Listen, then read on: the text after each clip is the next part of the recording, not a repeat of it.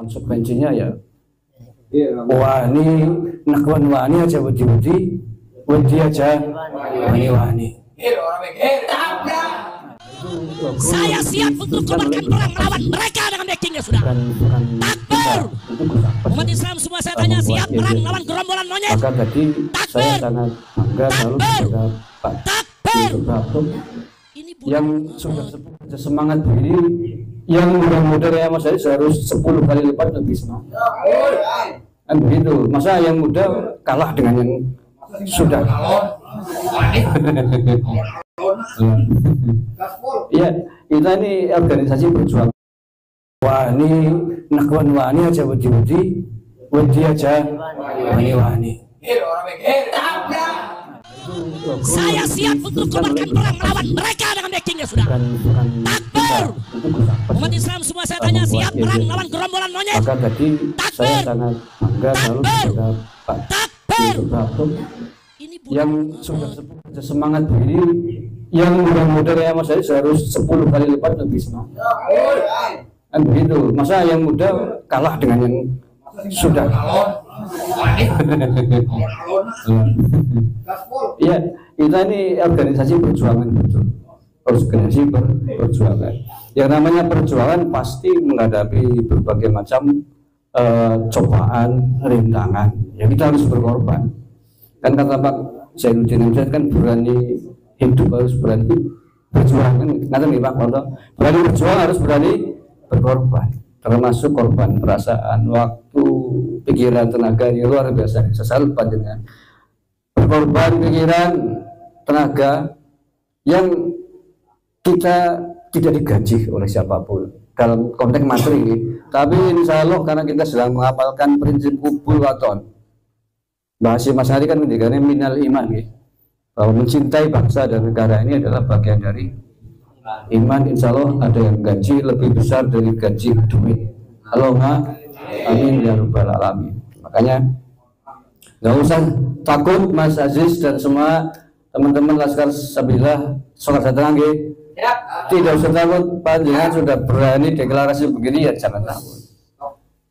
Jangan membuat garis perjuangan sendiri. Kita garis perjuangannya sudah diatur di ADART. Kita punya ADART, organisasi kita legal Pak Prato. Organisasi ini sudah diakui di Kementerian Hukum dan Hak Asasi Manusia. Platform bagaimana bergeraknya sudah diatur. Jadi kalau panjenengan sudah mau mendeklarasikan diri menjadi pengurus PWILS di Sokaraja Tengah ini harus berani ikut platform dan rel yang sudah ditentukan oleh pimpinan pusat PWILS di Cirebon Gusapas. Siap ya? Jadi jangan ada lagi nanti alasan wah ini Sokaraja Tengah kondisinya berbeda lah. Kita nggak mau ikut begitu, jangan. Ya kalau kita sudah kadung berani ya tadi minggir orang minggir, tabrakan gitu. Wani aja wedi aja wani. Wedi mending ora usah sisan minggir daripada ngalang-alangi kancane. Kan begitu ya? Kalau takut bergabung dengan PWI Laskar Sabilillah dengan segala macam visi misinya, mending tidak usah bergabung daripada ngalang-alangi nyuruh kancane sing semangat. Setuju? Setiap organisasi pasti punya misi-misi seperti itu. Nah, banyak sekali visi-visi tujuan dari PWI Laskar Sabilillah. Silakan dibaca di ADART itu dan kita baikkan berkali-kali di grup pelajari. Tetapi intinya di antara hal penting yang sedang diusahakan, dilakukan, diperjuangkan oleh PWI LS adalah yang pertama, kita sedang berupaya, sedang memperjuangkan, sedang menjaga harkat martabat kewibawaan Rasulullah Shallallahu Alaihi Wasallam yang dunianya dikontrol oleh klan Pahlawi Ahmad, yang mereka tidak bisa membuktikan sebagai cucu Nabi, ngaku-ngaku sebagai cucu Nabi. Kalau kita tidak enak dengan Muhyiddin, tidak enak dengan mereka, seharusnya kita lebih tidak enak kepada Rasulullah Sallallahu Alaihi Wasallam, kan begitu ya? Iya. Dengan mereka kita nggak kepenak, masa dengan Rasulullah kita aja. Rasulullah keluarganya dikotori, dipalsukan oleh gerombolan orang dari Yaman, imigran Yaman. Masa mau kita diam saja? Ini salah satu misi penting kita dalam rangka kita bergabung di PBILS ini, dalam rangka menjaga kesucian marwah martabat Rasulullah SAW. Sebagai seorang muslim tentu berkewajiban melakukan itu semua. Satu itu, yang kedua menjaga harkat dan martabat bangsa dan negara. Apa hubungannya dengan klan Balawi? Saya kira semuanya sudah sering mendengar mereka mengklaim katanya Nusantara ini milik Tarim, merah putih yang bikin katanya orang, yang Pangeran Diponegoro katanya keturunan. Nah, ini kan kurang ajar, Bok. Ayo di Bengkolang, Bok, orang begini. Siapa mereka? Tidak lebih dari begal antek-antek penjajah Belanda yang datang tahun 1900 an awal. Kok mengklaim bahwa Jawa ini katanya milik Aulia Tarim? Dari mana judulnya begitu? Pangeran Diponegoro ini zuriatnya banyak banget di Sokaraja, makom Mbah Ilyas bin Diponegoro kata. Tidak jauh itu silsilahnya. Mbah Ilyas bin Mbah Ali Dipowongso bin Pangeran Diponegoro bin Pangeran Diponegoro, hanya 4 generasi. Ini diklaim sebagai katanya bin Yahya, ada yang bin Abu, ada yang bin Ali, terus ada 4 habib perebutan Pangeran Diponegoro, kurang ajar. Lah iya, kayak gitu boleh dibiarkan? Kan tidak. Jawa milik Tarim. Tarim negara melarat tuh ngaku-ngaku ini Jawa. Kan begitu tuh. Demi harkat dan martabat bangsa dan negara yang kita cintai, kita tidak akan biarkan orang-orang ngaku-ngaku sebagai pemilik rumah kita. Kan gitu. Lah iya. Ibarat Indonesia rumah Pak Mudrik ini. Tiba-tiba orang luar ngaku rumah Mudrik sing ngapain mbahku ya. Emang kurang ajar. Orang nunut tamu di sini dimpani warik rangkaian mangan tuh, tiba-tiba ngomong ada yang turunan yang Mas Mudrik atau keluarga Mas Mudrik, mampu kayak bensin nggak boleh mbahku. Kalau di Bengkolang tuh orang begitu. Orang ngomong gitu pasti punya karat, gitu kan? Pasti punya satu tujuan. Tujuannya apa? Ingin minta bagian dari rumah ini. Lama-lama sertifikatnya diganti. Lah ini sudah terbukti ada pentolan Balawi Yaman dipercaya oleh NU memimpin Jatman sampai 20 tahun nggak mau ganti, tiba-tiba bikin sertifikat sendiri. Mungkin nanti biar Pak Prapto contoh kurang alim apa beliau menurut saya yang paling dihormati tadinya saya sendiri tadinya hormat banget. Saya pendiri Petanesia di Banyumas. Saya ngarang ngomong ini fakta sampai dibekukan oleh PBNU.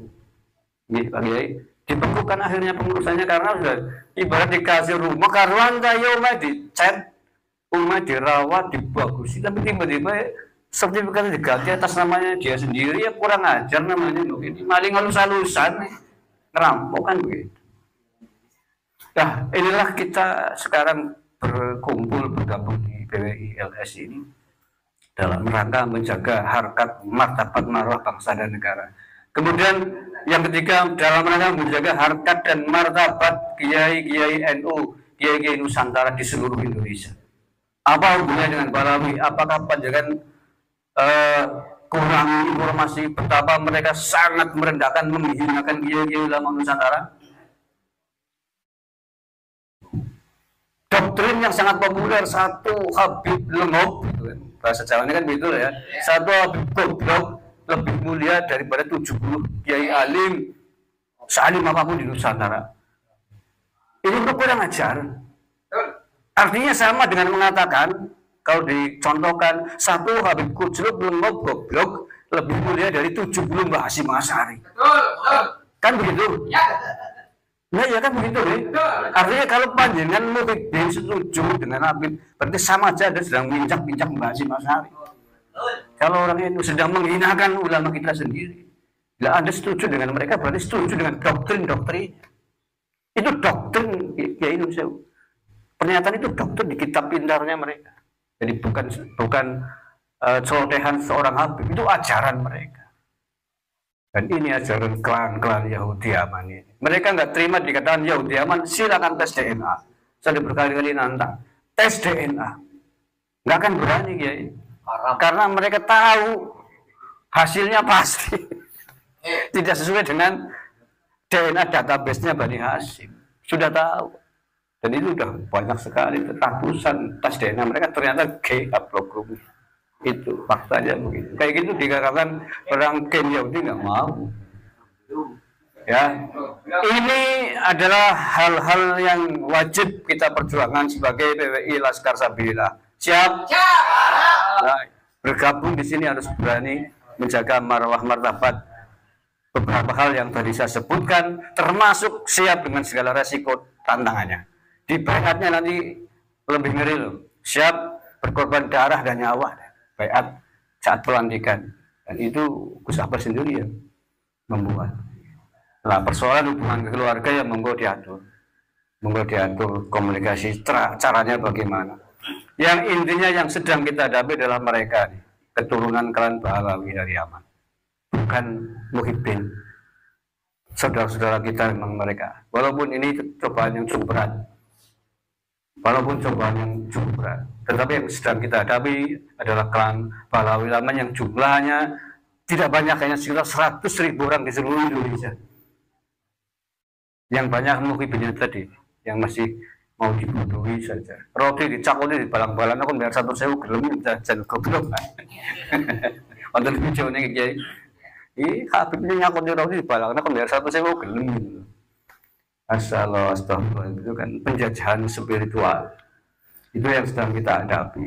Oke, selamat, terima kasih. Saya sampaikan sekali lagi kepada panjenengan semua, khususnya dari Sokaraja Tengah yang telah berani membentuk pengurus, mendeklarasikan diri pengurus PWI Laskar Sabilillah Ranting Sokaraja Tengah di tengah-tengah banyak keturunan imigran Yaman di sini. Oke. Selamat saya ucapkan, tidak usah takut, di sini ada Mijil, ada Mas Amir. Kalau kira-kira ngadami sendiri nggak sanggup, konsultasi dengan Mijil. Nanti Mijil konsultasi dengan saya. Banyumas nggak sanggup menangani, misalkan ada Gus Abbas, gitu. Kita punya penasihat yang luar biasa, mantan Kasat Jenderal Dudung di tingkat pusat, ya. Jadi nggak usah khawatir, takut bahwa organisasi ini dianggap organisasi yang liar atau ilegal, enggak. Organisasi ini sangat legal, salah satu jajaran